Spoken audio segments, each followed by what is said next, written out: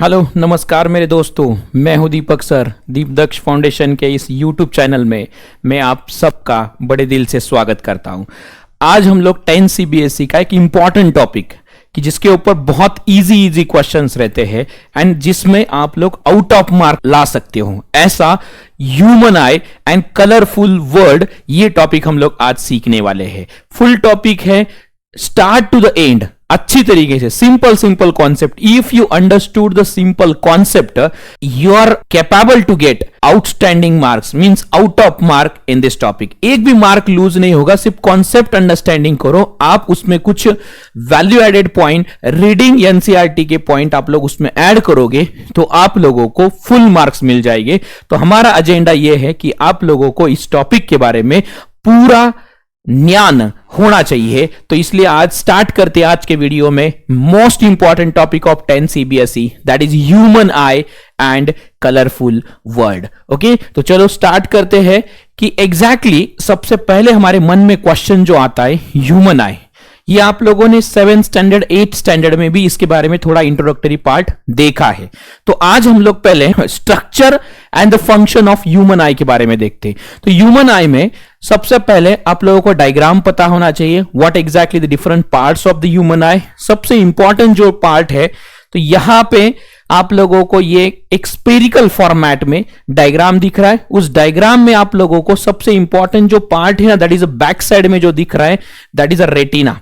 सबसे important part आप लोग देखोगे तो आप लोगों को जो ऑब्जर्व होगा वो होगा बैक साइड वाला part, and that we call it as a retina. ये जो पार्ट है, दिस पार्ट, उसको हम लोग क्या बोलते हैं, पर्दा भी बोलते हैं, कि जिसके ऊपर इमेज फॉर्म होता है। इमेज फॉर्मेशन के लिए आप लोगों को पता है स्क्रीन चाहिए, दैट इज आउटपुट। तो वो कहां पे फॉर्म होता है, रेटिना के ऊपर। तो ये सबसे इंपॉर्टेंट पार्ट है।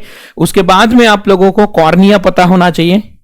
ईच एंड एवरी पार्ट का हम लोग फंक्शन भी सीखेंगे। इसके ऊपर छोटे छोटे एमसीक्यू आ सकते हैं। It's a mandatory to aware about each and every part of human eye. Okay, तो उसके बाद में सिलियरी मसल्स क्या होते हैं, आइरिस क्या होता है, पपिल्स क्या होता है। पपिल्स मींस व्हाट, जहां पे लाइट आपका टच होता है, लाइट का अपने आंखों के ऊपर, that is what pupil part. Lens क्या होते हैं, कॉन्जेक्टिवा क्या पार्ट है, सस्पेंशनरी लिगामेंट क्या है, स्क्लेरा क्या है, उसके बाद में ऑप्टिक नर्व्स क्या है।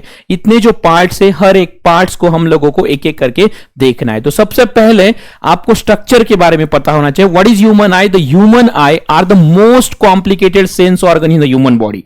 हमारे बॉडी में सबसे ज्यादा कॉम्प्लिकेटेड जो पार्ट है, कि मतलब जहां पे सिर्फ उंगली लेके जाओ, you feel the different kinds of thing. कुछ फील होता है, दैट टाइम आंखों में से आंसू आते, कोई डांटा, कोई बोला। तो सबसे सेंसरी ऑर्गन जो हमारे बॉडी में है, that is and that is complicated part, and that we call it as a human eye. So human body में तो आप लोग देखोगे उसकी सर्जरी करना, या आप लोगों ने बहुत मोस्ट ऑफ द टाइम पे आई सर्जरीज देखा होगा आप लोगों ने। तो it's a very dangerous and critical surgeries रहते, बिकॉज सेंसिटिव ऑर्गन है। सो कॉम्प्लिकेटेड थिंग्स है, from the muscles and the tissue to the nerve and the blood vessel, every part of the human eye is responsible for certain action। तो उसमें जितने भी parts आते हैं, जितने भी कंपोनेंट है, दैट कंपोनेंट और द ह्यूमन आई का part is responsible for something action और the certain action. Furthermore, contrary to the popular of belief, the eye is not perfectly spherical, instead it is a two separate segment fused together। तो मतलब जैसे बोलते हैं कि ज्यादातर ये spherical है, लेकिन आप लोग उसका exact shape perfectly we can not say that it's a spherical, but it's a fuse of a two separate segments together. Okay, तो याद रखो, it is made up of several muscles and the tissue that come together to form a रफली spherical structure, and from the anatomically perspective the human eye can be broadly classified into external structure and internal structure।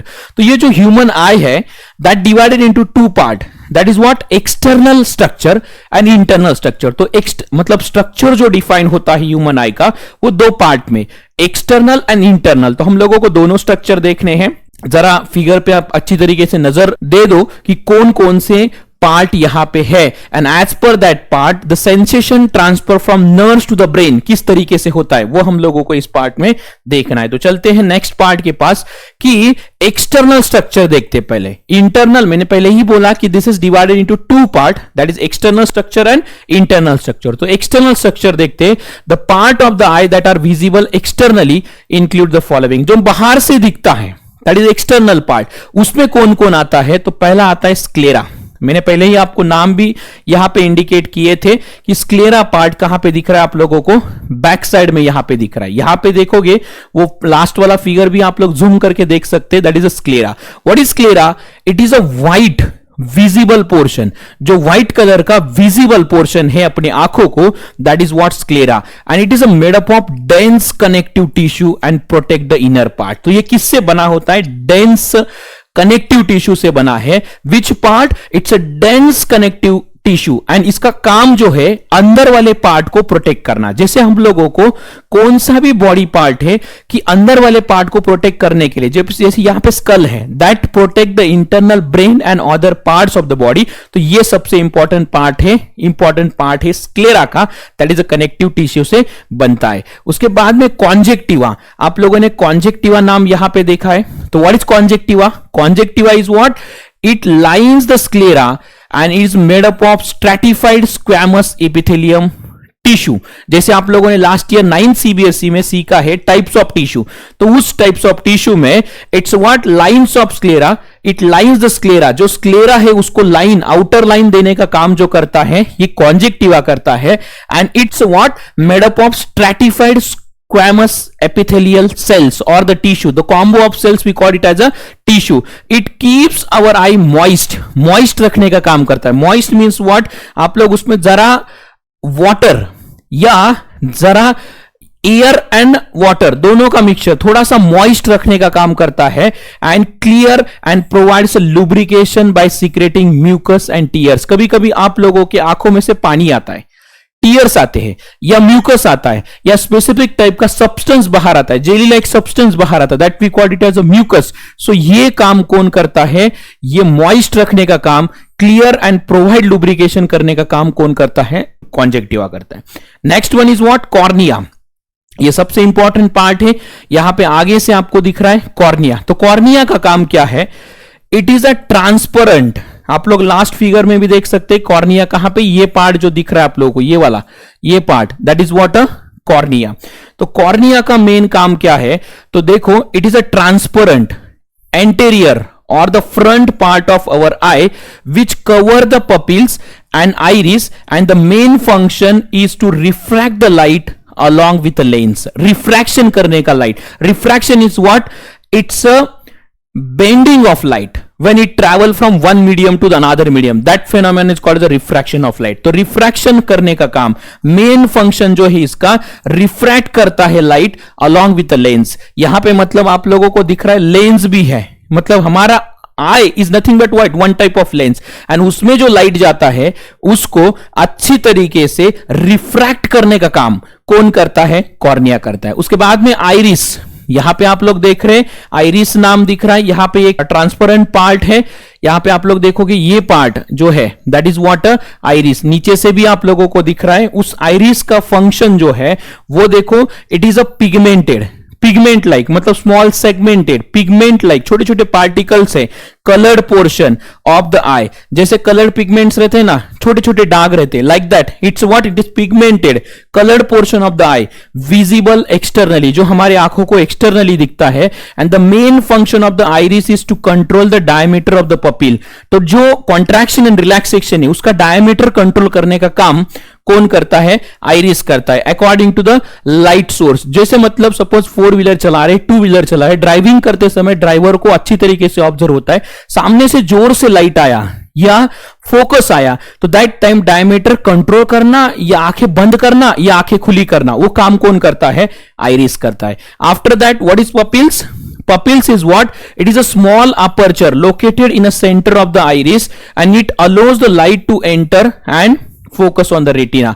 तो retina के ऊपर focus करने का काम, responsible factor कौन रहता है? पपिल। It's small aperture. यहां पे आप लोगों को दिख रहा है पपिल जो है सेंटर पार्ट है जहां पे लाइट पप्पी लेता है। What we call it as a light, जहां पे पप्पी लेता है अपनी आंखों में, that we call it as a entering portion, that small aperture located at the centre of iris and it allows the light to enter and focus on the retina. ये सबसे important part है किसका? External structure of a human eye. उसके बाद में देखोगे what's about the internal structure. External structure हो गया, तो इंटरनली आई में क्या रहता है? हर एक पार्ट में एक्सटर्नल एंड इंटरनल ऐसे दो पार्ट रहते हैं। तो अभी इंटरनल स्ट्रक्चर में क्या है? The internal structure of eye, lens सबसे इंपॉर्टेंट पार्ट है। कौन सा? लेंस। तो लेंस क्या है? It is a transparent biconvex. Biconvex means what? दोनों साइड से ऐसे बाहर के साइड को biconvex lens of the eye. The lens is attached to the ciliary body by the ligaments and the lens along with the cornea refract the light so it focuses on the retina। तो lens क्या responsible है? जो भी light आता है वो light अच्छी तरीके से इमेज रेटिना के ऊपर फॉर्म करना। Retina means what? पर्दा अपने आंखों का। तो उसके ऊपर अच्छी तरीके से फोकस करके इमेज फॉर्मेशन अच्छी तरीके से हो पाए, उसके लिए रिस्पॉन्सिबल कौन है? लेंस है। आफ्टर दैट रेटिना क्या होता है? It is the innermost layer of the I, light sensitive and acts as a film of camera, and the three layers of neural cells are present in them.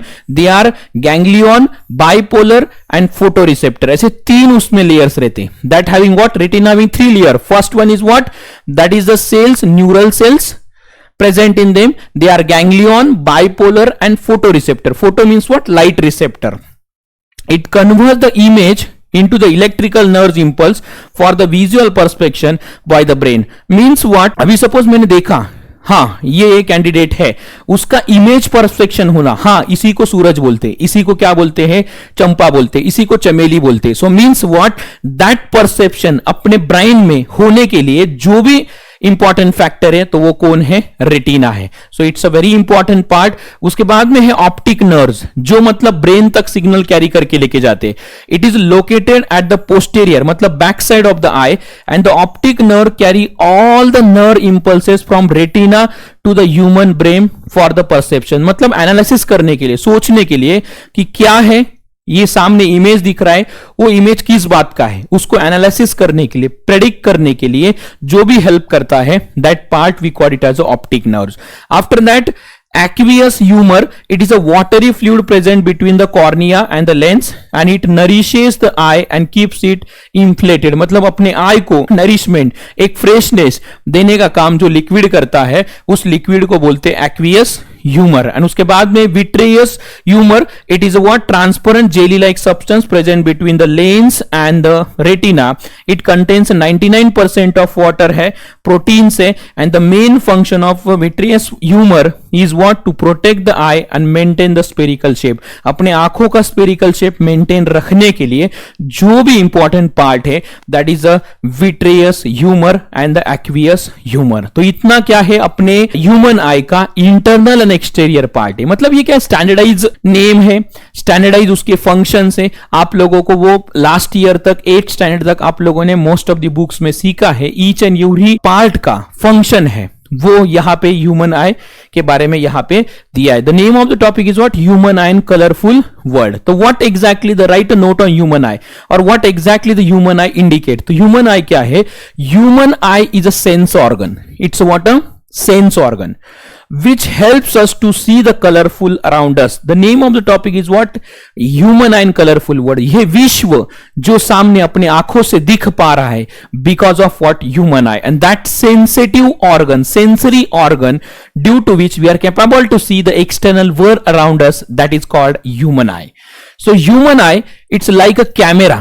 it's like what? Camera, जो picture सामने का अच्छी तरीके से capture करता है, that is what? A camera. It's a lens system forms an image on the light sensitive screen, that is called retina. Image कहां पे फॉर्म होता है? रेटिना के ऊपर फॉर्म होता है। ओके, एंड वही जो इमेज फॉर्मेशन हो चुका है थ्रू द ऑप्टिक नर्व्स कहां तक जाता है? ब्रेन तक जाता है। देन परसेप्शन जो इमेज का है वो निकल आता है एंड ब्रेन एनालिसिस करके बोलता है हाँ हाँ, this we call it as a champa, this we call it as a chameli. So like that. So यहां पे है the eye ball is almost spherical in shape with a diameter about 2.3 centimetre. MCQ आ सकता है. द डायमीटर जनरली कितना रहता है normal human beings में? It's 2.3 centimetre. Light enters the eye through the transparent membrane that is called as a cornea. तो light कहां से एंटर करता है? कॉर्निया से अंदर आता है. उसके बाद में behind the cornea that is a muscular diaphragm है that is called as a iris. Behind what? आप लोग जो डायग्राम है, डायग्राम को अच्छी तरीके से इमेजिन करो, एनालिसिस करो. डिफरेंट पार्ट्स मैंने ऑलरेडी एक्सटर्नल इंटरनल एक्सप्लेन किए हैं. तो behind the cornea muscular diaphragm जो होता है एक लेयर है and that we call it as a iris which has opening called as a pupil. जहां पे मैंने बोला था लाइट पप्पी लेता है, that we call it as a pupil. That is the pupil and the pupil controls the amount of light entering the eye. तो pupil क्या करता है? कंट्रोल करता है कितना लाइट अंदर आए या कितना रिफ्लेक्ट करे या रिफ्रैक्ट करे. तो कंट्रोलिंग, दैट ओवरऑल कंट्रोलिंग कौन करता है? पपिल करता है. मतलब सामने से फोकस कैसा है उस हिसाब से कंट्रोल करने का काम कौन करता है? पपिल करता है.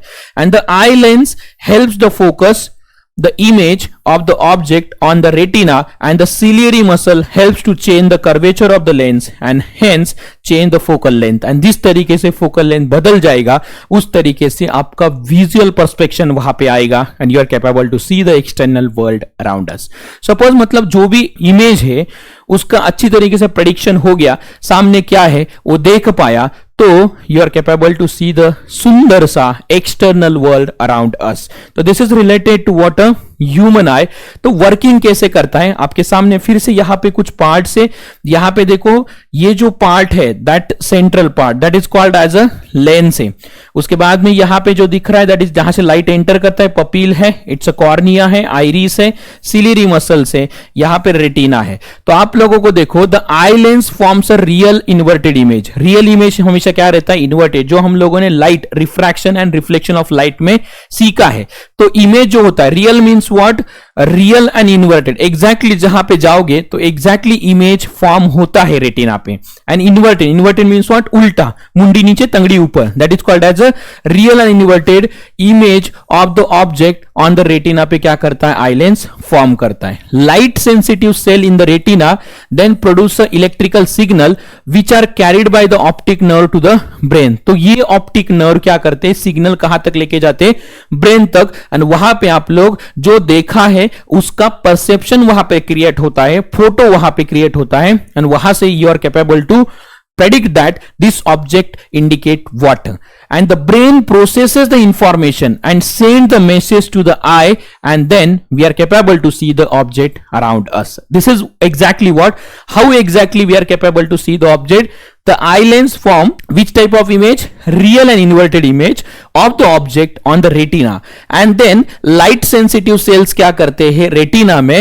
Then produce a electrical signal which are carried by the optic nerve to the brain. Brain के पास जाता है एंड ब्रेन उसके ऊपर क्या करता है? प्रोसेस करता है, एनालिसिस करता है, इंफॉर्मेशन प्रेडिक्ट करता है and send the message to the eye and then we can say that this we call it as a champa, this we call it as a chameli. We are capable to predict the object from that. It's related to what a working of human eye. Draw the neat sketch of human eye and उसमें आप लोगों को predict करना पड़ता है कि working लिखो and structure and working of human आई. ऐसा छोटा सा क्या है उसके रिलेटेड का पार्ट है. Now the next important concept is what? Power of accommodation of eye. हर एक का क्या रहता है? कुछ ना कुछ कैपेबिलिटी रहता है.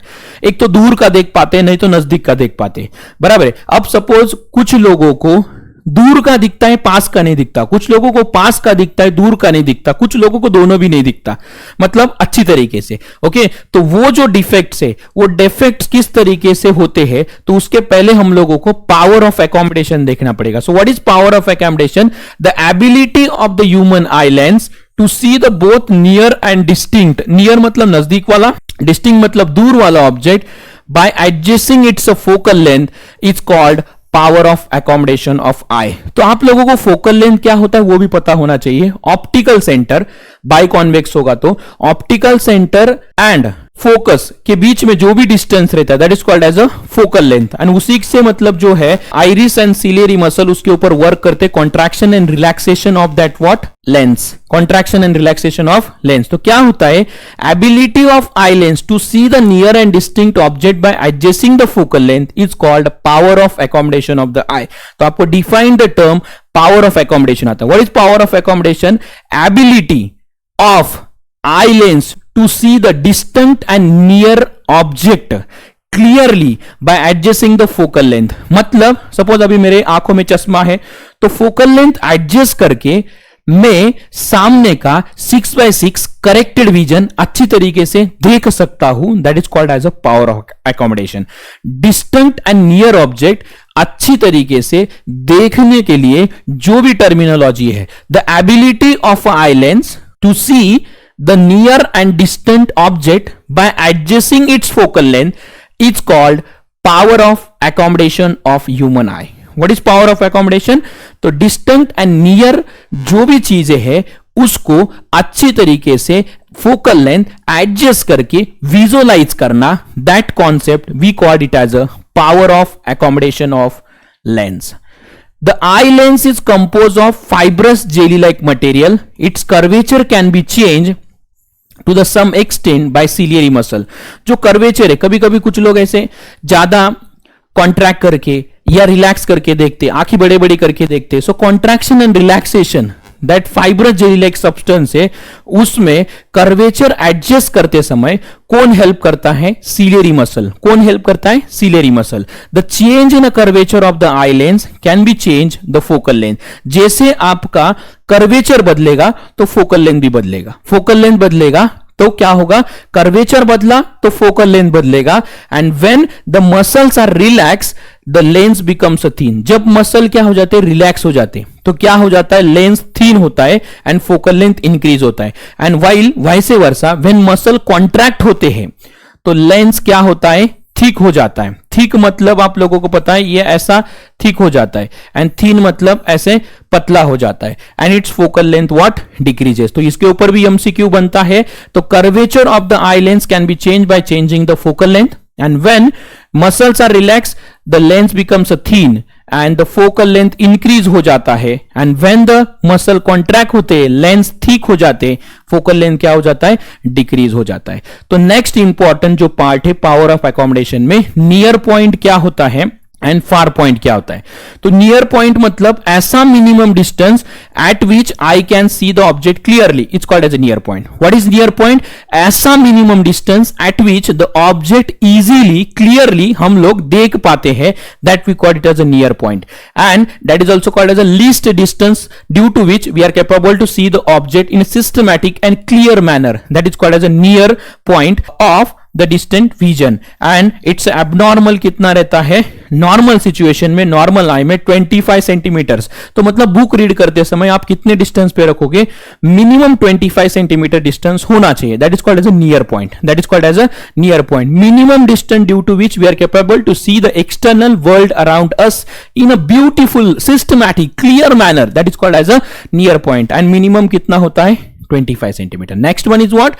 Far point. The farthest distance up to which I see the object clearly is called as a far point, and for the normal eye between 25 centimeter to the infinity, it's a far point. मतलब कितना दूर तक हे विश्वची माझे घर। So means what? कितने दूर तक आप लोग देख सकते हो? We are capable to see the object from 25 centimeter to the infinity. कितना देख सकते हो? That is called as a far point. That is the maximum limit. Near point is minimum limit, and far point is what? Maximum limit up to which we are capable to see the external world around us. Next part के पास हम लोग चलते हैं, that is a human आई के बारे में हम लोगों ने देखा। कलरफुल वर्ल्ड का जो पार्ट है उसमें हम लोगों को सबसे पहले ह्यूमन आई का स्ट्रक्चर वगैरह देखा। तो what are the defects of vision and their correction, इसके ऊपर भी आप लोगों को एमसीक्यू आते हैं।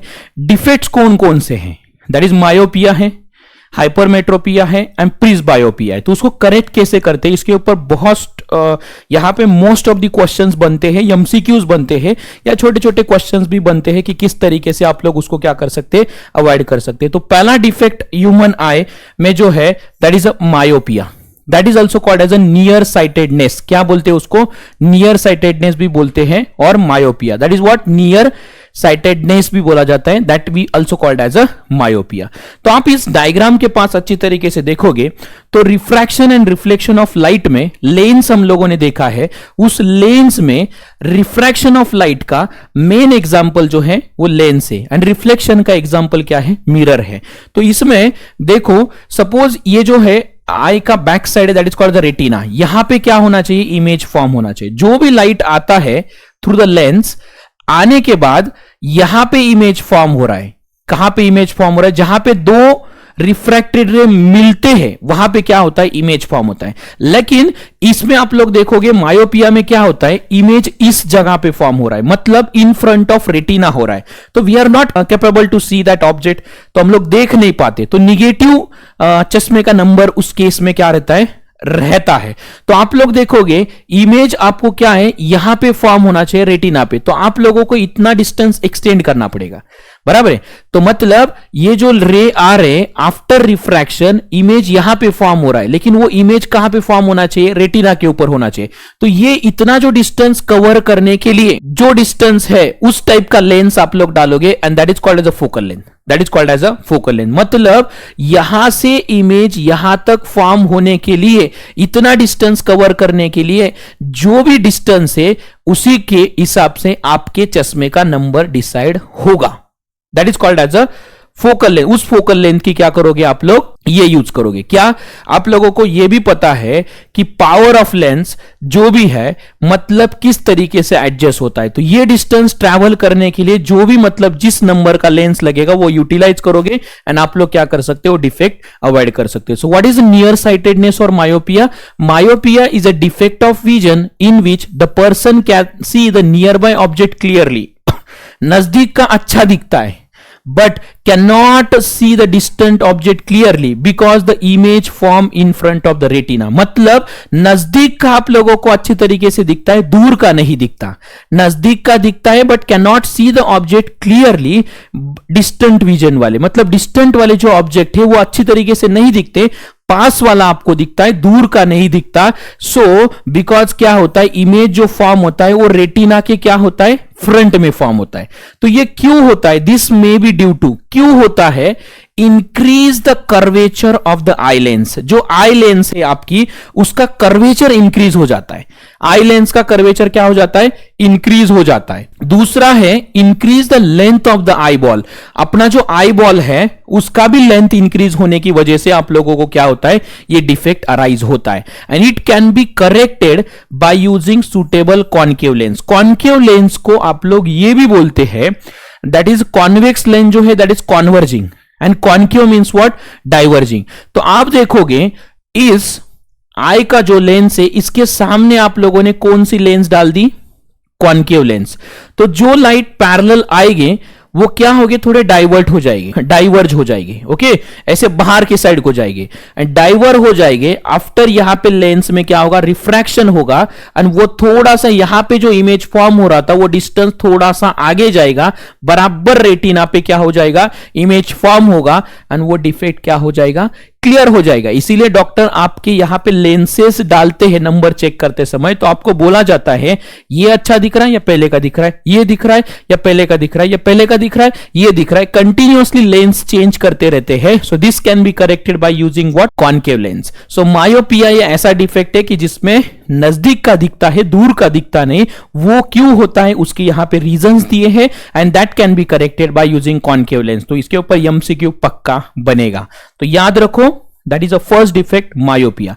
दूसरा डिफेक्ट है that is called as a hypermetropia and that is also called as a far sightedness. उसको क्या बोलते हैं? Far sightedness. ये एग्जैक्टली उल्टा ऑफ मायोपिया है। तो इसमें क्या होता है? दूर का दिखता है, पास का नहीं दिखता। What I said?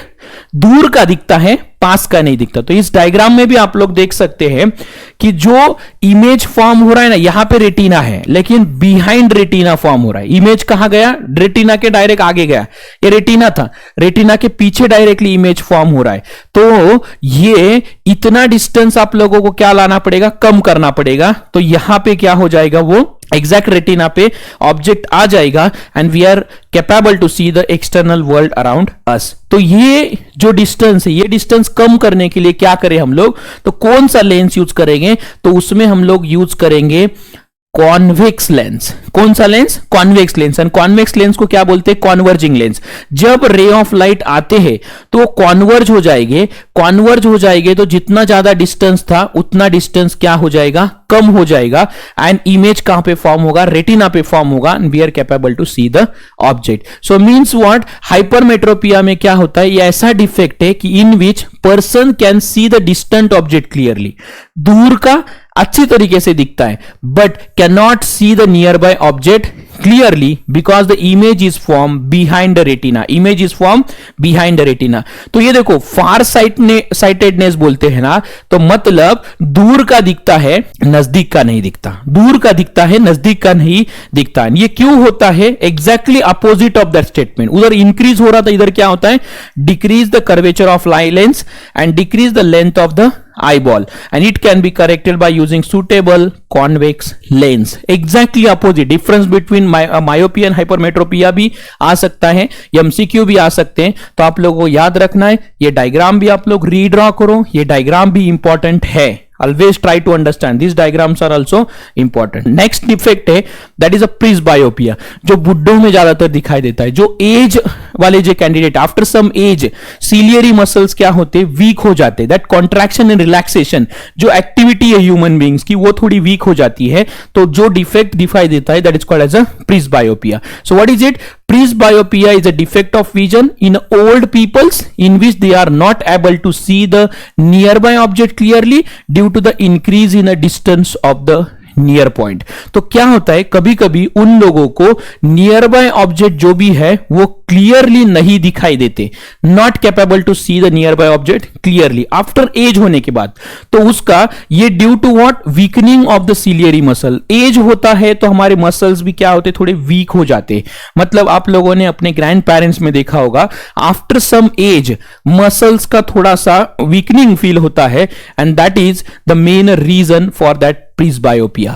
And decrease in the flexibility of the eye lens also, it can be corrected by using suitable convex lens.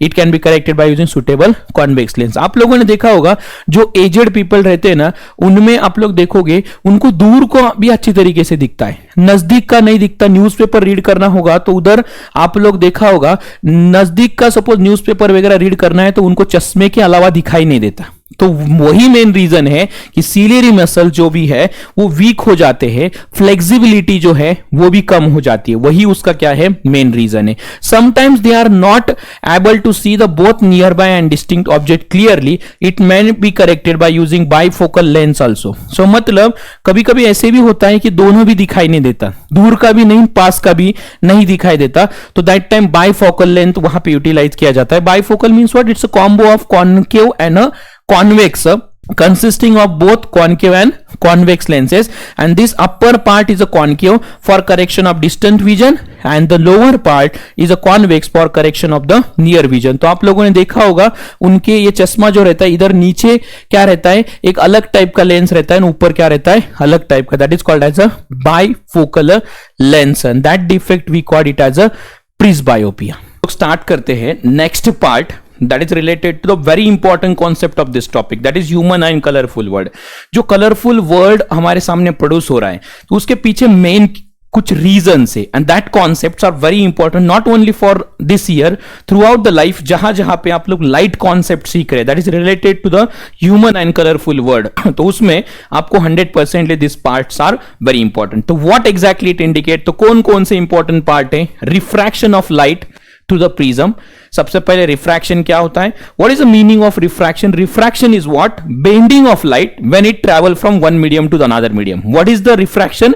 Bending of light when it travel from one medium to the another medium. जब जब light एक medium से, जैसे denser medium, rarer medium. So means what? Denser medium and rarer medium which is related to the particle closeness. Particle close हो गए तो उसको dense medium बोलते हैं, पार्टिकल थोड़े लूज हो गए तो that we called it as a rare medium. तो उस माध्यम में सपोज एक मीडियम से दूसरे मीडियम में जब लाइट ट्रैवल करता है तो ये बेंड होता है and that bending of light we called it as a refraction of light. And ये किस में देखना हम लोगों को? प्रिज्म में. What exactly the different function which is related to this. उसके बाद में हम लोगों को देखना है dispersion of light. This is also the very important concept. Next one is scattering of light. Scattering किस तरीके से होता है.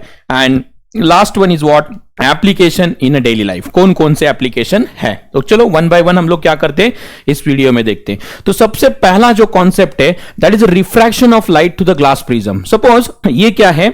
ग्लास प्रिज्म आप लोगों ने देखा होगा मोस्ट ऑफ द ऑफिसेस में या मोस्ट ऑफ द स्कूल्स में या टेबल्स पे आप लोगों ने प्रिज्म देखा होगा. Prism means what? उसके नीचे बेस रहता है पॉलीगॉन एंड बाकी के जो साइड्स है वहां पे रहते हैं ट्रायंगल्स. ओके, सो बाकी के साइड्स ट्रायंगल्स रहते हैं, बॉटम में क्या रहता है? पॉलीगॉन रहता है. Any polygon, it's a pentagon, octagon, whatever it may be. Okay, so that geometry we call it as a prism. So ये सपोज 2D डायग्राम है which is related to the prism. ये मतलब आप लोगों को दिख रहा है 2D डायग्राम प्रिज्म है. तो इस प्रिज्म में रिफ्रैक्शन किस तरीके से होता है? तो आप लोगों को सबसे पहले एक इंपॉर्टेंट कॉन्सेप्ट पता होना चाहिए. White light. व्हाइट लाइट मतलब सन रेज जो है that is the best example of white light. It's what? Itself the combination of 7 different colour. White light मतलब होता है it's not white colour. So directly meaning वैसा मत लो. तो white light means what? It's a sunlight. It's best example of that. It's a combo of 7 different colours and that we call it as a white light. Suppose white light it's prism पे, glass prism पे आप incident करोगे तो ये incident ray suppose एक sun rays आपने इस prism पे इंसिडेंट किए. यहां पे ये इंटरफेस है air and this is what? Glass. बराबर है. तो आपको पता है रिफ्रैक्शन ऑफ लाइट में आप लोगों ने देखा है ऑलरेडी लाइट टॉपिक में, जब लाइट एक मीडियम से दूसरे मीडियम में जाता है तो क्या होता है? बेंड होता है. क्या होता है? बेंड होता है. एंड वो दो कॉन्सेप्ट्स आप लोगों ने ऑलरेडी देखे भी है कि जब सपोज लेट वी कंसीडर ये डेंसर मीडियम है and this is rare medium. So consider the example. क्या होता है? तो जब denser medium to the rare medium, suppose this is incident ray and यहां पे एक्चुअल में क्या होना चाहिए? तो ये स्ट्रेट फॉरवर्ड जाना चाहिए लेकिन स्ट्रेट नहीं जाता. तो ये क्या जाता है? अवे फ्रॉम नॉर्मल जाता है. Away from normal and this is called as a normal. तो denser medium to the rare medium जब लाइट जाता है तो क्या होता है? बेंड अवे होता है. एंड इसके लिए मैंने 2 शब्द याद रखने को बोले थे. डर. So what is it? डर. जब light denser medium to the rare medium जाता है हमेशा अवे जाता है एंड उल्टा होगा, रेयर टू द डेंसर जाता है तो that time toward the normal bend होता है. कहां बेंड होता है? डर वर्ड याद रखने को बोला. जब light denser medium to the rare medium जाता है हमेशा अवे फ्रॉम नॉर्मल जाता है. What I said? Away from normal. And जब rare medium to the denser जाता है टुवर्ड द नॉर्मल बेंड होता है. Okay, so that bending of light को बोलते हैं refraction of light. And suppose white light और सन रेज आपने इंसिडेंट किए ग्लास प्रिज्म पे, तो यहां पे क्या है? ये सरफेस है, यहां पे ये क्या होगा? उसका नॉर्मल होगा. एक्चुअल में कैसा जाना चाहिए था? ऐसा स्ट्रेट जाना चाहिए था, लेकिन स्ट्रेट न जाते हुए लाइट क्या होता है? ऐसा स्ट्रेट जाना चाहिए था, लेकिन क्या होता है? ये मीडियम कौन सी है? ये एयर है and this is what? Glass as a denser medium and air as a rare medium. तो rare medium to the denser medium जाएगा तो नॉर्मल से क्या जाएगा? ये अवे जाएगा या टुवर्ड जाएगा? तो ये एक्चुअल इसकी नॉर्मल है. तो नॉर्मल से क्या होता है? एक्चुअल ऐसा जाना चाहिए था लेकिन ये किधर जाता है? Toward the normal. किधर आ गया? Toward the normal. दूसरा शब्द मैंने याद रखने को बोला है RTD. Rare to the denser जब लाइट जाता है तो किधर? एक्चुअल ऐसा जाना चाहिए था लेकिन किधर बेंड हुआ? इधर बेंड हुआ. एंड लाइट कैसे आया? ऐसे आया. फिर से यहां पे कौन सा इंटरफेस है? This interface as a glass and air interface. तो ग्लास ये है एंड ये एयर है. तो ये ग्लास क्या एक्ट होता है? Denser medium. एंड एयर क्या एक्ट होता है? Rare medium. तो फिर से ये इंक्लाइंड सरफेस है, ये उसका क्या है? नॉर्मल है. एक्चुअल में लाइट कैसे जाना चाहिए था? ऐसा जाना चाहिए था, लेकिन ऐसा न जाते हुए ये डेंसर मीडियम है, रेयर मीडियम है, तो अवे फ्रॉम नॉर्मल. तो इधर बेंड होके क्या हुआ? बाहर निकला. And that concept, that bending of light we call it as a refraction through the glass prism. Refraction through the glass prism. जरा अच्छी तरीके से आप लोग क्या करो, याद रखो कि मैं एग्जैक्टली क्या बोलना चाहता हूं. ओके, तो फिर से एक बार ध्यान दो. सपोज ये प्रिज्म है, जब इंसिडेंट रे ये उसका क्या है? ये इंक्लाइंड सरफेस है, इसका नॉर्मल है. ओके, तो इंसिडेंट रे ऐसे आया दिस इज इंसिडेंट रे। तो एक्चुअल में कैसा जाना चाहिए था, ऐसा स्ट्रेट जाना चाहिए था लाइट, लेकिन क्या होता है, ये एयर मीडियम है, that is called as a rare medium and this glass as a denser medium. तो ऐसा जाना चाहिए था, एंड ये क्या है, उसकी नॉर्मल है, तो ऐसा जाना चाहिए था, लेकिन वो ऐसा न जाते हुए rare medium to the denser medium जाता है तो किधर बेंड होता है, टूवर्ड द नॉर्मल। तो ये नॉर्मल है, नॉर्मल के साइड को बेंड हो गया, ऐसा आया। फिर से यहां पे ये क्या है, उसका नॉर्मल है इस इंक्लाइंड सरफेस का। तो जब ये फिर से एक्ट होता है डेंसर मीडियम, ये एक्ट होता है रेयर मीडियम। एक्चुअल में ऐसा स्ट्रेट जाना चाहिए था, लेकिन स्ट्रेट न जाते हुए वो डेंसर टू द रेयर जाता है, तो क्या होता है, ऐसा स्ट्रेट जाना चाहिए था, लेकिन वैसा न जाते हुए अवे जाता है, तो ऐसा निकलता है बाहर। सो मीन्स व्हाट, एग्जैक्टली आप लोग देखोगे इंसिडेंट रे ऐसे है, उसको एक्सटेंड करोगे एंड बाहर निकलने वाला रिफ्रैक्टेड रे ऐसे है, इसके बीच में क्या है, सम डेविएशन है, what we call it as a some deviation is. So means what, this phenomenon when the light travel from one medium to the another medium और one medium to the another medium means what, एक air होगा दूसरा glass होगा, glass होगा air होगा, तो क्या होता है, बेंड होता है लाइट, एंड दैट फेनोमेनन को बोलते हैं रिफ्रैक्शन ऑफ लाइट। एंड यही जो एक्टिविटी है यहां पे इधर जो एक्सप्लेन हुआ है, that is related to the glass prism, that is related to the glass prism. So what is refraction of light, when a ray of light passes through the glass prism, it get bent twice, one at a glass ear interface and the second one is what, ear glass interface, बराबर है। and the emergent ray, बाहर निकलने वाला जो रे है ना, that is called as a emergent ray, बाहर निकलने वाले रे को क्या बोलते हैं, emergent ray, and deviated by an angle incident ray and this angle is called as angle of deviation. जैसे मैंने अपने फिगर पे ही यहां पे दिखाया है, ये जो एंगल है, ये जो है इंसिडेंट रे है, ये बाहर निकलने वाला है इमर्जेंट रे। इन दोनों के बीच में आप लोग देखोगे कुछ एंगल है and that is called as angle of deviation, that we called it as angle of deviation. तो आपको कॉन्सेप्ट ये भी समझ में आना चाहिए कि आपको डेफिनेशन आता है, what is the definition of that, incident ray prism के ऊपर इंसिडेंट होगा तो ट्वाइस बेंड होता है, एक एयर ग्लास इंटरफेस, दूसरा ग्लास एयर इंटरफेस, एंड बाहर निकलते समय दैट रे को नाम है इमर्जेंट रे। एंड जब बाहर निकलेगा एंड इंसिडेंट रे, इन दोनों के बीच में जो एंगल होता है that is called angle of deviation. आपको एमसीक्यू आ सकता है, what is angle of deviation, तो अच्छी तरीके से क्या करो, इसको नोट डाउन करो। And this phenomenon of bending of light through the glass prism, that is called the refraction through the glass prism, what we call it as a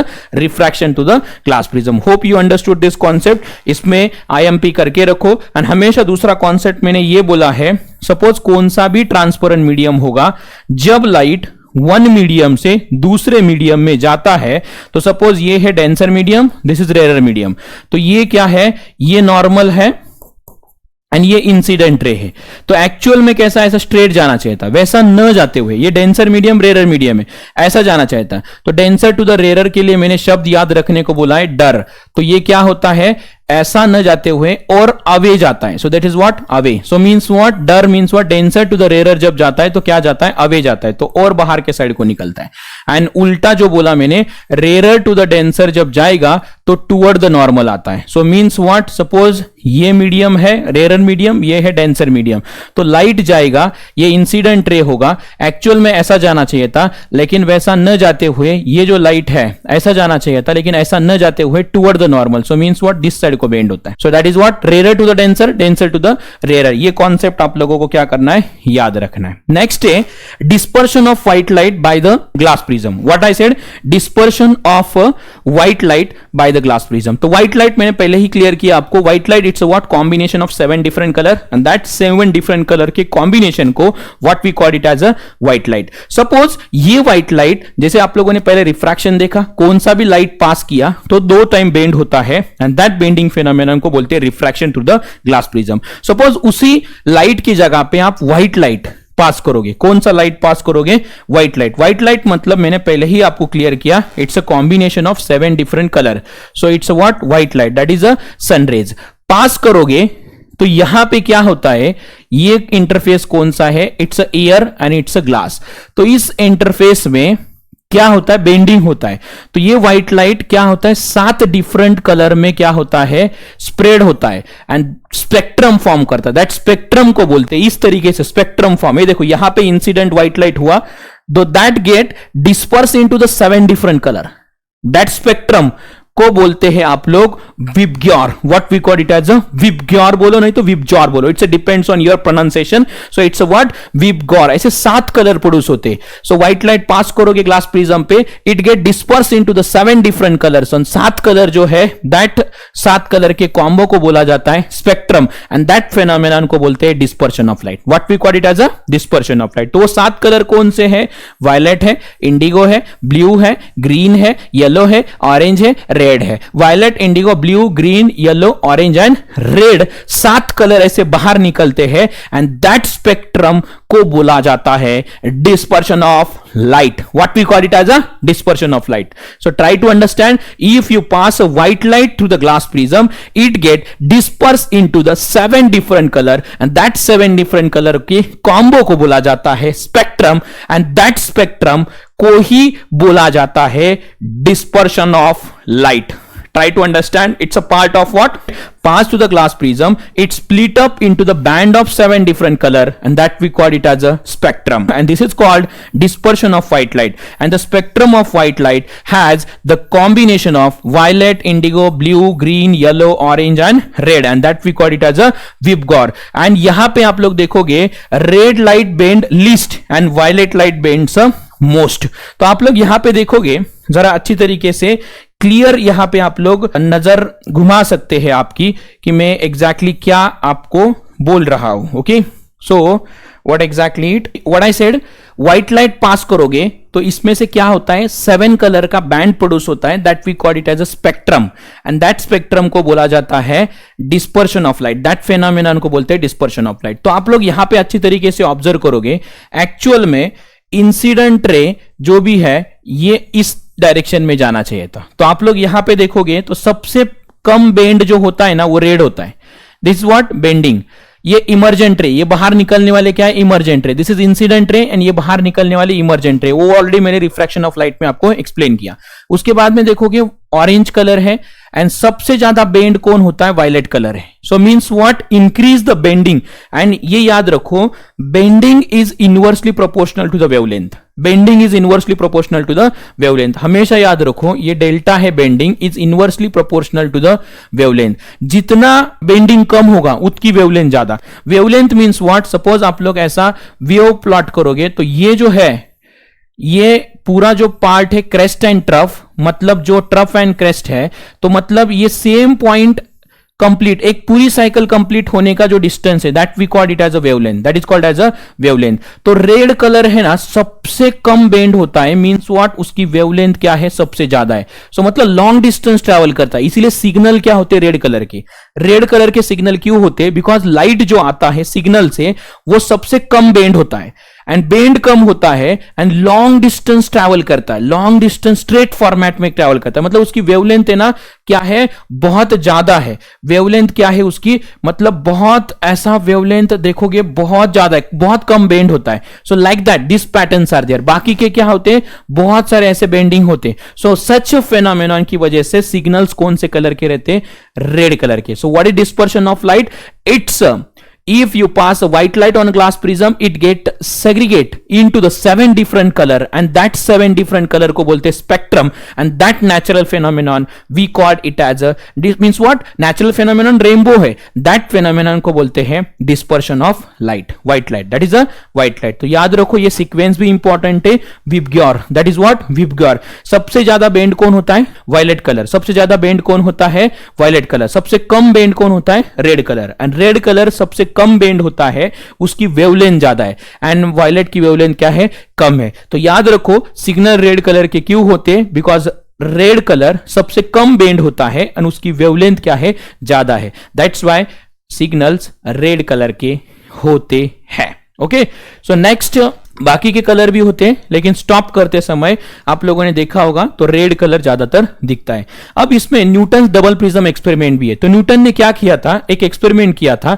एक suppose क्या है, एक प्रिज्म है एंड यहां से white light pass किया, दूसरा एक उल्टा प्रिज्म रख दिया उसके सामने.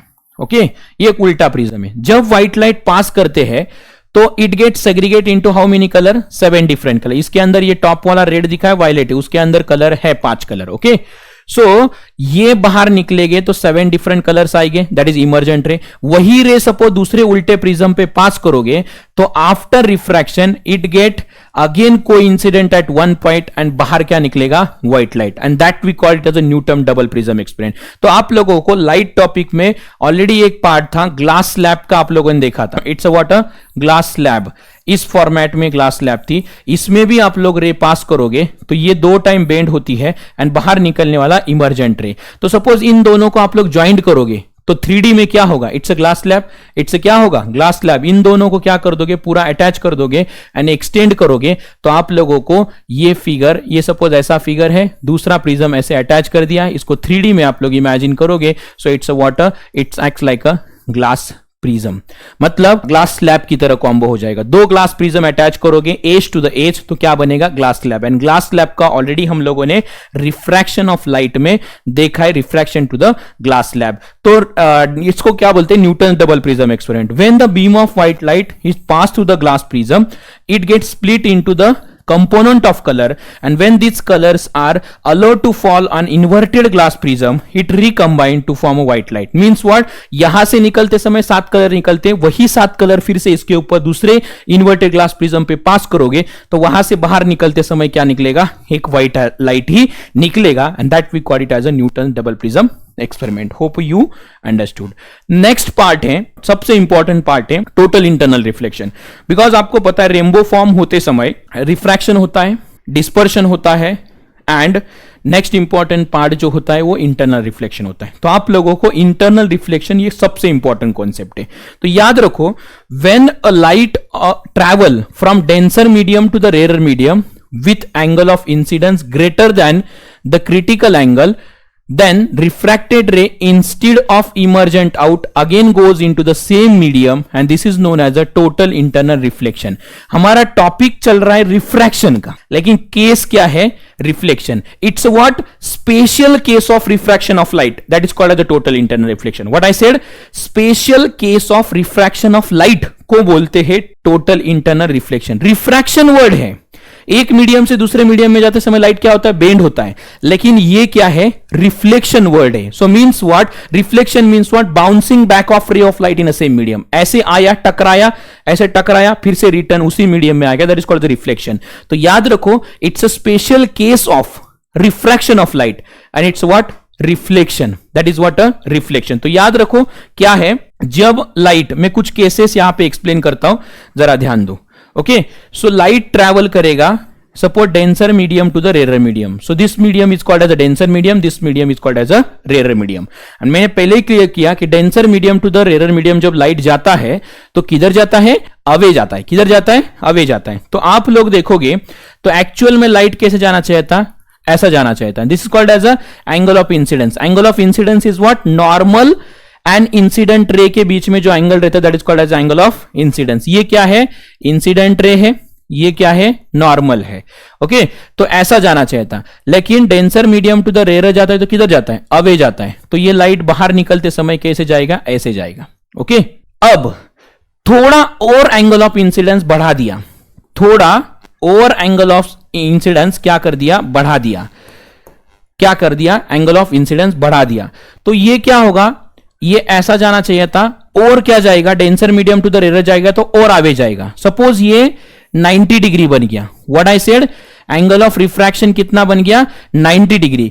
तो जब एंगल ऑफ रिफ्रैक्शन 90 रहता है तो दैट टाइम पे जो भी एंगल ऑफ इंसिडेंस होता है उसको बोलते हैं critical angle. What we call it as a critical angle. जरा अच्छी तरीके से याद रखो, मैंने क्या बोला, ऐसा angle of incidence at which angle of refraction becomes a 90 degree and that we call it as a critical angle. What is called as a critical angle? Try to understand what is the meaning of that. ऐसा angle of incidence कि at which angle of refraction becomes a 90 degree. Because क्या है, denser to the rarer जाएगा तो light क्या होगा, away bend होगा। कहाँ bend होगा, away bend होगा। तो that phenomenon जो है, that angle of incidence को बोलते critical angle। जैसे ही क्रिटिकल एंगल से थोड़ा एंगल ऑफ इंसिडेंस बढ़ा दिया तो इसके आगे वाली केस, ये नॉर्मल है, थोड़ा भी एंगल क्रिटिकल एंगल से, angle of incidence is what, greater than is what I said, angle of incidence is greater than critical angle होगा। तो ऑलरेडी ये क्या था, 90 डिग्री था, तो और आगे जाएगा, तो मतलब ये 90 डिग्री था ऑलरेडी क्रिटिकल एंगल को, तो क्रिटिकल एंगल से थोड़ा एंगल ऑफ इंसिडेंस बढ़ाया तो ये क्या होगा, और बढ़ जाएगा, और बढ़ जाएगा, मतलब उसी मीडियम में रिटर्न आ गया। सो मींस व्हाट, भले ही है मीडियम है, एक मीडियम से दूसरे मीडियम, इट्स अ रिफ्रैक्शन का कॉन्सेप्ट है, बट लाइट क्या हुआ, डेंसर मीडियम से आया एंड डेंसर मीडियम में ही रिटर्न आ गया। सो मींस व्हाट, इंसिडेंट रे भी डेंसर मीडियम में एंड रिफ्रैक्टेड रे भी डेंसर मीडियम में, such a concept we called it as a total internal reflection. भले ही केस किसका दिख रहा है, रिफ्रैक्शन का, पर लाइट देखो डेंसर से आया एंड डेंसर में ही रिटर्न आया। सो दैट मतलब ये केस कैसा हुआ, ऐसा आया, उसी में रिफ्लेक्ट होके आ गया, एंड दैट फेनोमेनन को बोलते हैं टोटल इंटरनल रिफ्लेक्शन। तो यहां पे नेसेसरी कंडीशन है टोटल इंटरनल रिफ्लेक्शन होने के लिए, एंड ये टोटल इंटरनल रिफ्लेक्शन हुआ तभी रेनबो फॉर्म होता है, अदरवाइज रेनबो फॉर्म नहीं होता। Try to understand this very important concept. So what is it, light travel from denser medium to the rare medium, ये सबसे नेसेसरी कंडीशन है, तभी रेनबो फॉर्म होता है, मतलब टोटल इंटरनल रिफ्लेक्शन। दूसरी कंडीशन है angle of incidence is greater than critical angle, angle of incidence is greater than critical angle, then and then internal reflection occur, otherwise not, otherwise not. वही यहां पे diagram में indicate किया है, suppose ये denser medium है and this is what a rare medium, तो यहां पे एक एंगल ऑफ इंसिडेंस है, तो यहां पे क्या हो गया, वो अवे फ्रॉम द नॉर्मल गया, फिर से थोड़ा सा एंगल ऑफ इंसिडेंस बढ़ा दिया कि eight which it becomes angle of refraction becomes a 90 degree, angle of refraction becomes a 90 degree, तो दैट टाइम का जो एंगल ऑफ इंसिडेंस है उसको बोलते हैं क्रिटिकल एंगल। एंड जैसे ही क्रिटिकल एंगल से और एंगल ऑफ इंसिडेंस बढ़ा दिया तो लाइट क्या होता है, उसी मीडियम में रिटर्न आता है, and that we call it as a internal reflection. What we call it as a internal reflection. Hope you understood this concept, that is a total internal reflection. Next part जो है rainbow formation. तो rainbow formation होते समय आप लोगों को याद रखो, जो वाटर बबल आते हैं, मतलब बारिश होने के बाद रेनबो दिखता है, व्हाट आई सेड, बारिश होने के बाद रेनबो दिखता है, तो वाटर ड्रॉपलेट जो जमीन पे आते हैं, it acts as a prism, it acts as a glass prism. तो ग्लास प्रिज्म में हम लोगों ने देखा refraction of light, refraction of light के बाद में हम लोगों ने देखा कि व्हाइट लाइट उसके ऊपर पास किया, व्हाइट लाइट मतलब सनरेज, तो जब सूर्य प्रकाश होगा, सनरेज होगे, दैट वाटर बबल जो जमीन पे आएगी, it acts as a glass prism, उसके ऊपर जब सनलाइट आएगा, दैट इज व्हाइट लाइट आएगा, तो it gate disperse into the spectrum of 7 different colour, and 7 different colour दूसरे एज पे जाते हैं वाटर बबल के, तो वहां से इंटरनल रिफ्लेक्शन होता है, टोटल इंटरनल रिफ्लेक्शन नहीं, what is called as a internal reflection, because कुछ लाइट पास होता भी है तो इंटरनल रिफ्लेक्शन होता है, तो फिर से रिटर्न आते हैं, and you observe 7 different colour का एक आकाश में एक स्पेसिफिक टाइप का पैटर्न दिखता है, दैट स्पेक्ट्रम को बोलते हैं रेनबो। ओके, तो आपको इसके ऊपर भी क्वेश्चन आता है, right a note on rainbow formation. Okay, तो यहां पे देखो ये है rain drop, it's what, rain drop. Suppose यहां पे ऑब्जर्वर खड़ा है, जो आदमी है जिसने देखा है रेनबो, ये यहां पे क्या है, सनलाइट है, सनलाइट मतलब it's a combination of 7 different colour, that is white light. ये रेन ड्रॉप पे सपोज ऐसा गिरा, तो यहां पे एयर है, यहां पे water droplet acts as a glass prism, और वाटर मीडियम है, तो यहां पे it acts as a glass prism. तो यहां पे लाइट जब आएगा तो it get separate into, disperse into the how many colour, 7 different spectrum के कलर, दैट इज 7 कलर है, यहां पे रेड है, यहां पे क्या है, वॉयलेट है। तो ये जो सरफेस है, ये जो सरफेस है, यहां पे क्या होता है, इंटरनल रिफ्लेक्शन, जो लास्ट मैंने एक्सप्लेन किया, इंटरनल रिफ्लेक्शन। तो ये लाइट ऐसे न जाते हुए रिटर्न क्या होते हैं, यहां से आए डेंसर मीडियम से, एंड ये रेयर मीडियम है एयर, तो डेंसर मीडियम में ही रिटर्न जाते हैं, एंड यहां पे फिर से क्या होता है, यहां पे ग्लास है मतलब वाटर है, यहां पे एयर है, यहां पे फिर से क्या होता है, मीडियम बदलता है, यहां पे रिफ्रैक्शन होता है, एंड बाहर निकलते समय ऑब्जर्वर को 7 डिफरेंट कलर का एक पैटर्न दिखता है, उसी को आप लोग बोलते हैं रेनबो। इसके ऊपर आप लोगों को पक्का क्वेश्चन आएगा, सो याद रखो, rainbow is a natural spectrum, rainbow is what, natural spectrum appearing in the sky after a rain shower. It is caused by the dispersion of sunlight by the water droplet present in the atmosphere. The water droplet acts like a small prism. They refract and disperse the sunlight then reflect internally and finally refract it again when it comes out of the rain drop, and due to the dispersion of sunlight and internal reflection by the water droplet we can see the rainbow color. तो यहां पे देखोगे ये air and ये water, so means what, this एक interface है. तो यहां पे क्या होता है, ये व्हाइट लाइट 7 डिफरेंट कलर में होता है. सो मतलब यहां पे रिफ्रैक्शन एंड क्या होता है, रिफ्रैक्शन मतलब एंडिंग हो गया तो 7 डिफरेंट कलर प्रोड्यूस हो गए, दैट इज डिस्पर्शन. यहां पे इंटरनल रिफ्लेक्शन होता है, इंटरनल रिफ्लेक्शन होके फिर से यहां पे क्या होता है, यहां पे वाटर एंड यहां पे एयर, तो मीडियम बदलता है, फिर से रिफ्रैक्शन होता है एंड यहां पे ऑब्जर्वर को रेनबो दिखाई देता है. That is the main way of rainbow formation. So rainbow formation में क्या क्या होता है, पहले डिस्पर्शन ऑफ लाइट होता है, उसके बाद में इंटरनल रिफ्लेक्शन होता है एंड बाद में क्या होता है, रिफ्रैक्शन होता है एंड ऑब्जर्वर को ये कलरफुल रेनबो आप लोगों को दिखाई देता है. तो यहां पे सन है, सनरेज आगे वाटर ड्रॉपलेट पे टकराए एंड यहां पे ऑब्जर्वर है, तो ऑब्जर्वर को ऐसे 7 डिफरेंट कलर का एक सुंदर सा पैटर्न दिखाई देता है और उस पैटर्न को आप लोग बोलते हैं rainbow. Okay, next important concept है that is a scattering of light. What we call it as a scattering of light. तो आप लोग देखा होगा most of the morning walk के लिए आप लोग गार्डन जाते हैं, जरा बारिश के दिन हो गए या एनी घर में, मतलब पुराने जो घर से जहां पे मतलब कॉल होता है तो वहां से एक ओपनिंग डायरेक्ट चूल्हे तक आता है, मतलब जहां पे खाना बनाया जाता है रसोई घर में, तो वहां पे डायरेक्टली एक ओपनिंग रहता है, उस ग्लास से डायरेक्टली रेज आते हैं एंड दैट टाइम आपको कोलाइडल पार्टिकल के साथ टकरा के ऐसा लाइट क्या होता है, स्कैटर होता है. या आप लोग सपोज एक बर्तन लो, उसमें पानी लो, उसमें दूध डालो, दूध डालने के बाद उसको थोड़ा सा मिक्स करो और उसके ऊपर एक टॉर्च पकड़ो बाजू से, तो that time you also observe some specific pattern and that is called as a scattering of light. So what is scattering of light? And that scattering of light जो effect दिखाता है उस effect को बोलते हैं Tyndall effect. What we call it as a Tyndall effect. When a beam of light passes through the colloidal solution. Colloidal solution मतलब milk and water वाला, that is what a colloidal solution. तो उसमें suppose आप लोग क्या करोगे, beam of light pass करोगे, the path of light becomes visible due to the scattering of light by the colloidal particle. This effect is called as a Tyndall effect. तो आपको यह भी क्वेश्चन आता है, डिफाइन Tyndall effect. तो beam of light जब आप colloidal particle के ऊपर पास करोगे, मतलब कोलाइडल सॉल्यूशन पे पास करोगे, तो उसके कोलाइडल पार्टिकल के साथ टकराता है एंड टकराने के बाद लाइट ऐसा स्कैटर होता है, मींस व्हाट, ऐसा सेपरेट होता है, मतलब सेग्रीगेशन होता है, उसका ब्रेकअप होता है and that we call it as a Tyndall effect. That effect को बोलते हैं Tyndall effect. आपके सामने कुछ इमेजेस है, यहां पे आप लोग मिल्क लोगे, उसके ऊपर आप लाइट मारोगे तो इस टाइप का एक स्पेसिफिक पैटर्न दिखता है and that is called as a Tyndall effect, scattering of light. यहां पे भी आप लोग देखोगे गार्डन में सुबह सुबह सनरेज जो आते हैं, most of the moist year वगैरह रहता है, तो मॉइस्ट ईयर में जब पार्टिकल जो है it's a combination of colloidal particle and उसके ऊपर जब लाइट टकराता है, because air is a mixture of what, different types of small molecule से, तो उसमें जब वाटर मॉलिक्यूल से एयर है तो उसके साथ जब टकराता है तो दैट टाइम लाइट क्या होता है, ऐसा सेपरेट होता है एंड डिस्पर्स होता है, मतलब एक टाइप का क्या होता है,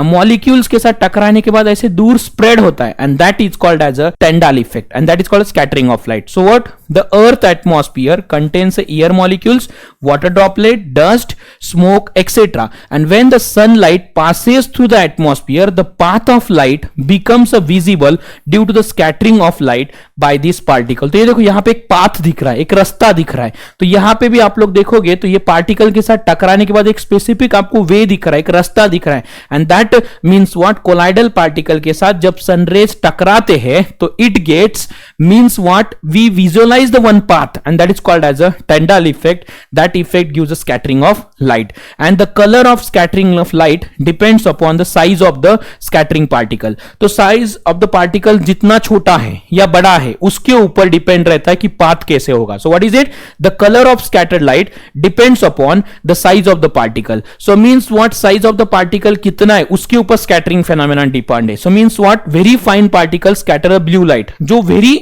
फाइन पार्टिकल, एकदम छोटे पार्टिकल्स हो गए ना, तो क्या करते, ब्लू लाइट को ज्यादा स्कैटर करते. That's why sky appears as a blue. आगे एक क्वेश्चन आएगा, why sky appears as a blue, because what, very fine particle हो गए, कोलाइडल सॉल्यूशन के, that scatter the blue light and larger particle scatter the different colour of light. So मतलब सबसे ज्यादा blue sky क्यों दिखता है? Because that tiny particle in atmosphere, that is a colloidal particle, and sunlight, sunlight means what, incident on that particle, so that time they get segregate in a visualized pattern produce करते हैं, and that scattering phenomenon को ही बोलते हैं आप लोग, that is a Tyndall effect। Means what? Tyndall effect gives a scattering of particle। तो अच्छी तरीके से याद रखो, जब कोलाइडल पार्टिकल के साथ टकराएंगे तो स्कैटर हो जाएगा, एंड दैट फिनोमेनन को आप लोग बोलते हैं Tyndall effect।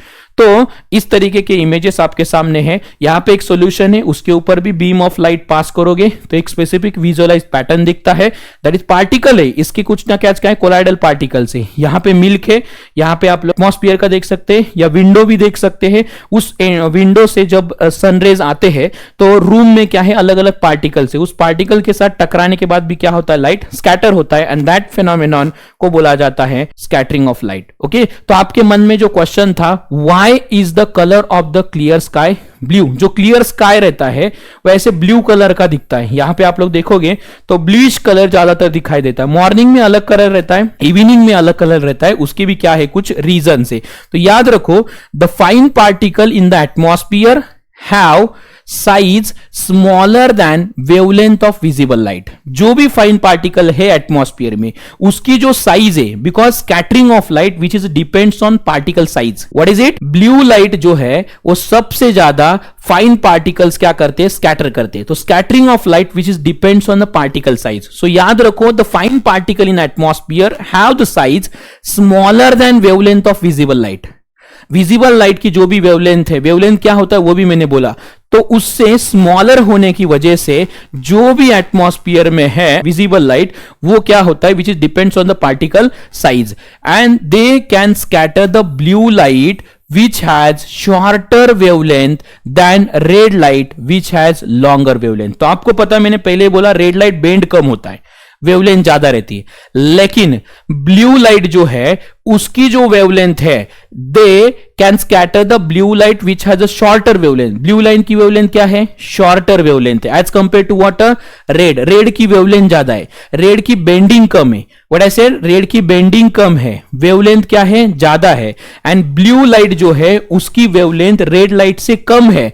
तो जो एटमॉस्फियर में जो पार्टिकल है, that particle having ability to scatter the blue light more as compare to the red, that's why the sky, clear sky appears as a blue, and when the sunlight passes through the atmosphere, the fine particle in the atmosphere scatter the blue light more strongly than a red light, so the sky appears as a blue। तो आपको पक्का question आएगा, why sky appears as a blue? तो ये important assertion reason भी बन सकता है, MCQs भी बन सकते हैं। तो याद रखो, when sunlight passes through the atmosphere, the fine particle in the atmosphere, because atmosphere is made up of what, fine particle, scatter the blue light color more strongly than the red light as compared to what, red light, that's why the sky appears as a blue। याद रखो, red light की wavelength ज्यादा है, blue light की wavelength उससे कम है, लेकिन particle जो साइज है वो स्कैटरिंग के लिए रिस्पॉन्सिबल फैक्टर है।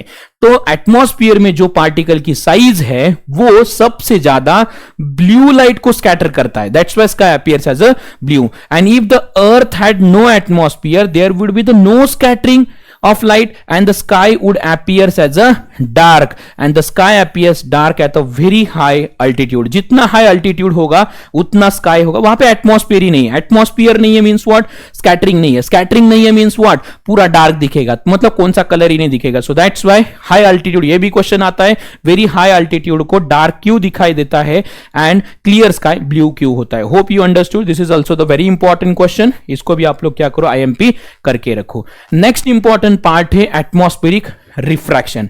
एटमॉस्फेरिक रिफ्रैक्शन याद रखो, refraction through the glass prism देखा है, रिफ्रैक्शन ऑफ लाइट देखा है, तो अब एटमॉस्फेरिक रिफ्रैक्शन में क्या करता हूं, एक छोटा सा एक कॉन्सेप्ट पहले एक्सप्लेन करता हूं। सी हियर, यहां पे सपोज ये स्टार है, लेट वी कंसीडर, यहां पे ये अर्थ का सरफेस है, ये अर्थ है, उसके ऊपर मोस्ट ऑफ द लेयर्स है, ट्रोपोस्फियर, स्ट्रेटोस्फियर, ऐसे अलग अलग आप लोगों को पता है कि लेयर्स होते हैं।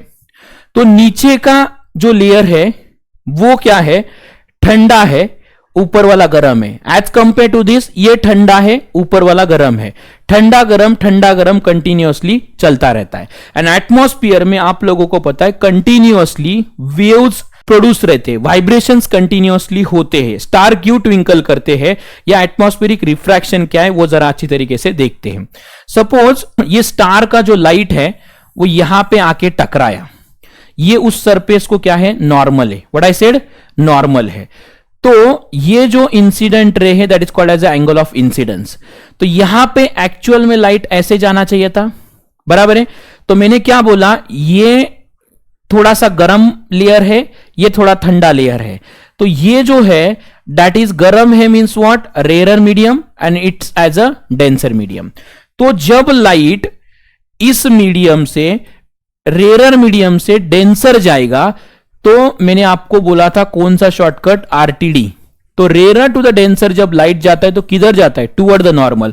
एक्चुअल में ऐसा जाना चाहिए था लेकिन टुवर्ड द नॉर्मल, ये नॉर्मल है तो नॉर्मल के टुवर्ड बेंड होता है तो इस साइड को आ जाएगा। ओके तो यहां पे सपोज ऑब्जर्वर है, this is what a observer. Observer को क्या लगेगा कि ये जो लाइट आ रहा है ना वो यहां से आ रहा है, बट एक्चुअल में स्टार कहां पे रहता है, नीचे रहता है। And that is what a real position of star and it's what a apparent position, मतलब आभासी position of a star, and that is called as a atmospheric refraction. Try to understand, actual में क्या रहता है, star नीचे रहता है लेकिन दिखता किधर है, ऊपर से आया हुआ दिखता है। एक्चुअल रियल पोजीशन नीचे है लेकिन दिखता किधर है, ऊपर दिखता है। किसको, ऑब्जर्वर को। एंड ये क्यों होता है, because of atmospheric refraction. And refraction you know that bending of light को बोलते हैं रिफ्रैक्शन। ओके तो यहां पे वही थ्योरेटिकल पार्ट यहां पे दिया है। ये ऑब्जर्वर की सपोज क्या है, ऑब्जर्वर की ये आई है एंड उस आई में आप लोग देख सकते हैं ये ऑब्जर्वर की आई है, it's a real position and it's a what a apparent position, जो मैंने वहां पे बोला वही। एंड जैसे जैसे आप लोग नीचे नीचे आते हो ना तो ऊपर की लेयर गर्म, नीचे की ठंडी। ठंडी means what, solid particle close रहते एंड वाटर पार्टिकल थोड़े लूज रहते, गैस पार्टिकल लूज रहते। तो ऊपर की medium acts as a rare and नीचे की medium acts as a denser. तो अर्थ के सरफेस पे आप लोग आओगे तो denser rare, denser rare, denser rare, denser rare, continuously medium इस तरीके से दिखते हैं। So what is atmospheric refraction? Atmospheric refraction is due to the gradual change in refractive index of the atmosphere. तो रिफ्रैक्टिव इंडेक्स है ना ऊपर से नीचे इंक्रीज होता आता है, ऊपर कम रहता है नीचे ज्यादा रहता है। ओके सो मतलब एटमॉस्फेरिक रिफ्रैक्शन क्यों होता है, gradual change in a refractive index of the atmosphere, जो मैंने बोला वही यहां पे।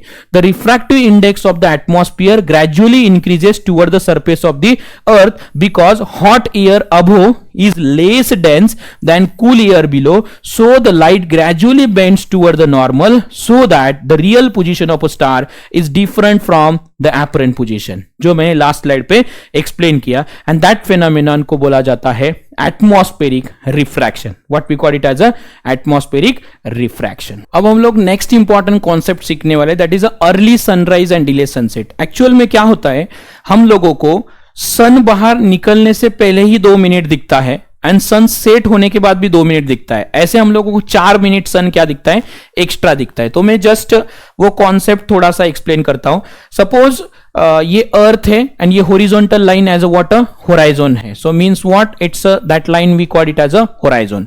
होराइजन मींस व्हाट, जहां पे जमीन एंड आकाश हम लोगों को टच दिखाई देता है तो वो लाइन ऑफ कॉन्टैक्ट को बोलते हैं होराइजन। ओके तो यहां पे देखो, सपोज ये सन है तो हम लोग सनराइज की बात करते हैं, सनसेट की नहीं, सनराइज की। ओके तो सपोज ये सनलाइट ऐसे इंसिडेंट हुआ, ये ऊपर वाला आपको पता है रेयर मीडियम, नीचे कौन सा है, डेंसर मीडियम। तो ये नॉर्मल है एंड ये इंसिडेंट रे एंड नॉर्मल के बीच का जो एंगल है that is called as angle of incidence. Actual में हम लोगों को क्या लगता है कि ये रे ऑफ लाइट ऐसे स्ट्रेट जाएगा, लेकिन ये रेयर मीडियम है, डेंसर मीडियम है। तो रेयर टू द डेंसर जाता है तो किधर जाता है, टूवर्ड बेंड होता है। तो मतलब ये ऐसा इस साइड को बेंड होता है। तो ये जो ऑब्जर्वर अर्थ के सरफेस पे है दैट इज ऑब्जर्वर, उसको लगता है कि ये सनरेज यहां से आए हैं। सनरेज कहां पे है, यहां से आए, मतलब सन कहां पे, यहां पे। तो ये सनराइज होने के लिए अभी टाइम है, सन नीचे है, लेकिन ऑब्जर्वर को दिखता का है, सन ऊपर दिखता है। एंड ये जो लैप्स है वो कितने मिनट का है, 2 मिनट का है। So means what exactly the concept of sunrise and early sunrise and delay sunset.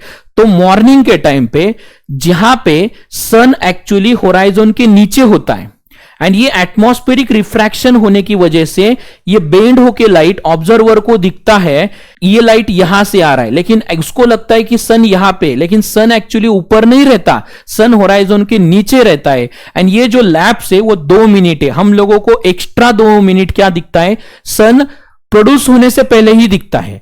And वैसे ही सनसेट होते समय सन चला जाता है नीचे, तभी भी हम लोगों को 2 मिनट एक्स्ट्रा दिखता है। That is also that difference is what, 2 minute means what, sunrise होते समय 2 मिनट एक्स्ट्रा दिखता है, सनसेट हो भी जाता है उसके बाद भी सन हम लोगों को 2 मिनट दिखता है। So means what, that time 2 minute, so you get a 4 minute extra to observe the sun, and that is called as a early sunrise and delay sunset। Early sunrise and delay sunset. तो देखो यहां पे actual में sunrise की case यहां पे दी है and दूसरी जो केस दी है वो सनसेट की केस दी है। ओके, तो यहां पे ये जो डिफरेंस है ये 2 मिनट एक्स्ट्रा दिखता है, यहां पे 2 मिनट एक्स्ट्रा दिखता है। This is what earth, and यहां पे क्या है, एटमॉस्फेरिक लेयर है।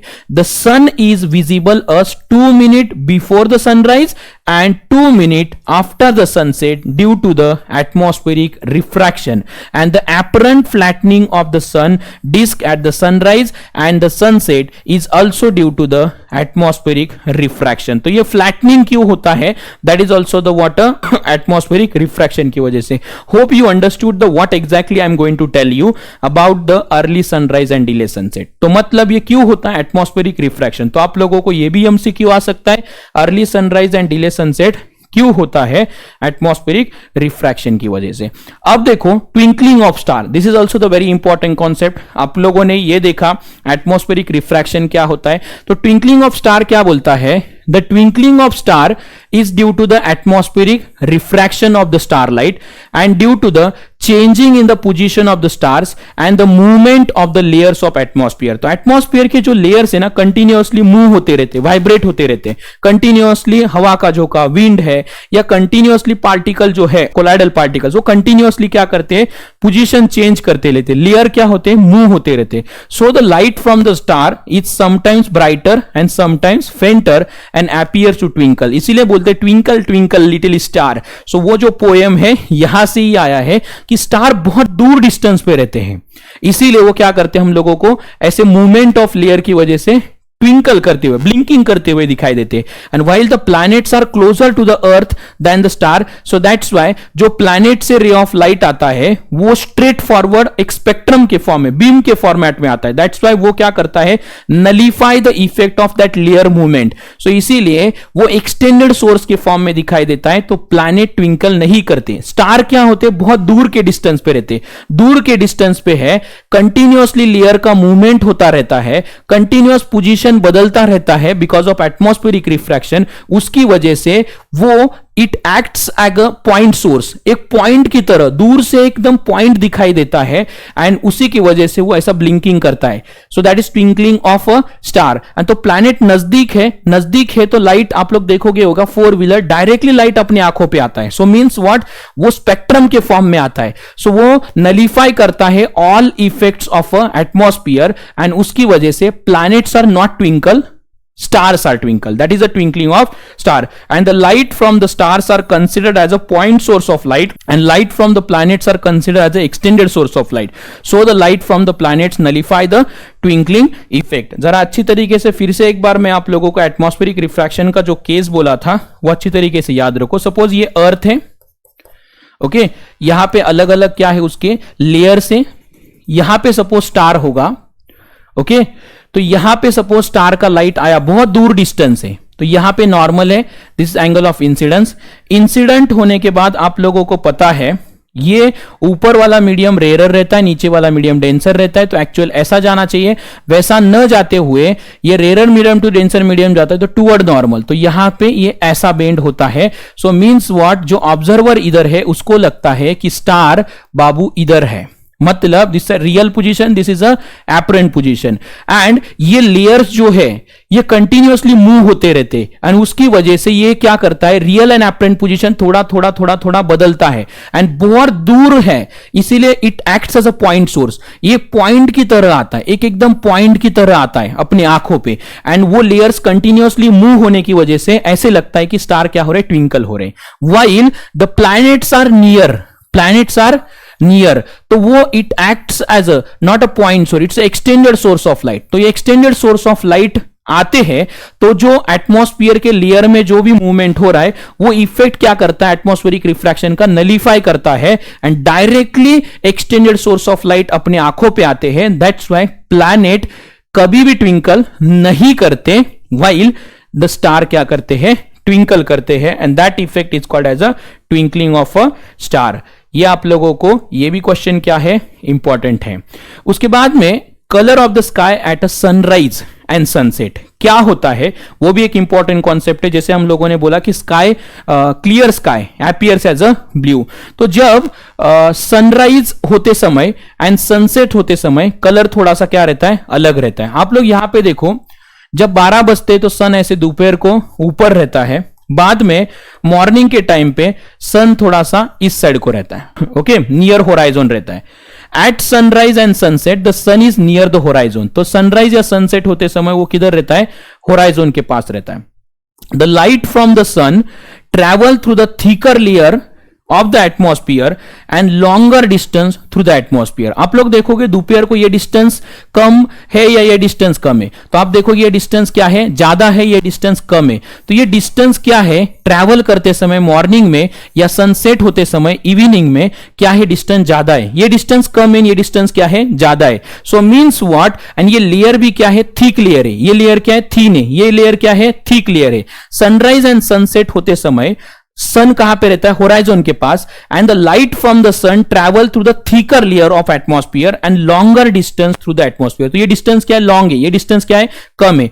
तो near the horizon most of the जो ब्लू लाइट है, ब्लू लाइट क्या करता है, एटमॉस्फेयर में पार्टिकल से, कोलाइडल पार्टिकल्स उसके साथ टकराता है एंड स्कैटर हो जाता है। So near the horizon most of the blue light and shorter wavelength के जो भी लाइट है वो स्कैटर्ड हो जाते हैं and particle of the air, red light and longer wavelength वाले जो है वो अपने आंखों पे आते हैं। तो लॉन्गर वेवलेंथ वाला लाइट कौन सा है, रेड लाइट। तो ब्लू लाइट क्या हो जाता है, स्कैटर हो जाता है पार्टिकल्स के साथ। स्कैटरिंग ऑलरेडी देखा हम लोगों ने।